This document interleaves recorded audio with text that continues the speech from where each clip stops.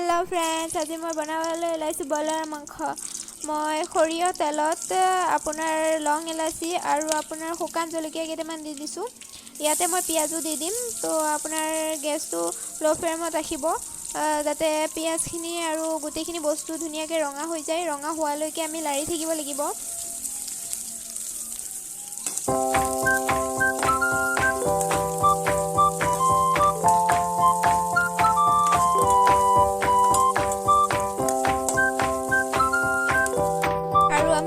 Paste कर lump अलप आपुनार आदा पियाज और নহৰু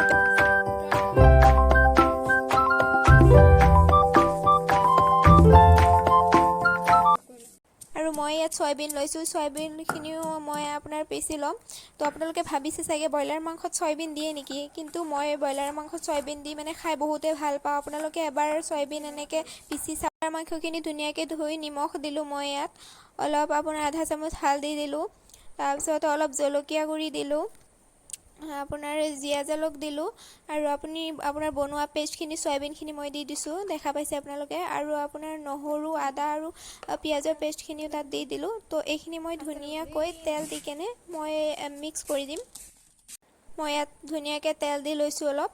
তো তেল দি কেনে আপোনাৰ ধুনীয়াকৈ এইখিনি মিক্স কৰিব লাগিব। আৰু আপোনাৰ মিক্স কৰাৰ পিছত অলপ সময় থৈ দিলে বেছি ভাল হয়। তো মই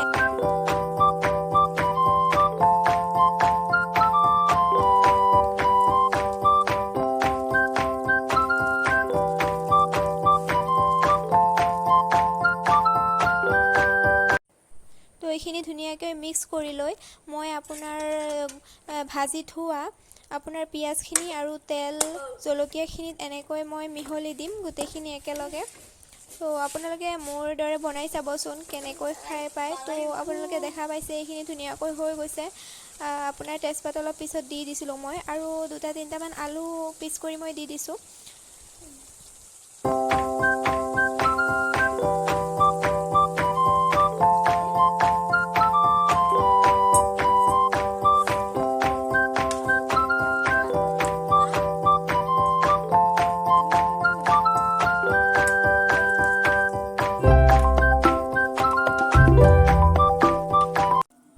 फाइनेली मोर तरकारी हो गई देखा पाइसे आपनालोके।